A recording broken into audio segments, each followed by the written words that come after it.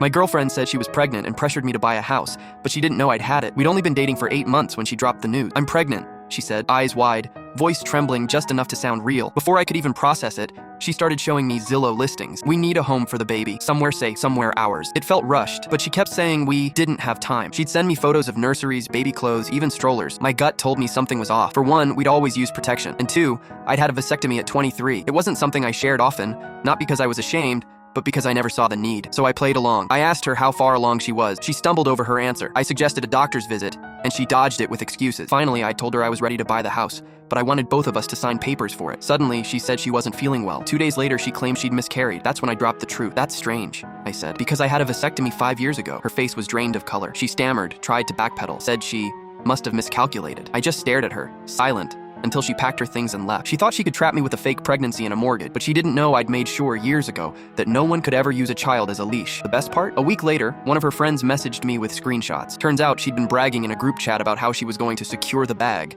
and force me into a commitment before I got cold feet. She even joked about faking a positive test and said the house would be hers no matter what happened between us. I sent those screenshots back to her with a simple message. "Next time, aim for someone who doesn't read the fine print." She blocked me immediately, but not before her little scheme blew up in her face. Friends stopped talking to her. Her landlord kicked her out after finding out she lied on her lease application about her job. I didn't have to lift a finger. Karma handled the rest, and it was beautiful to watch.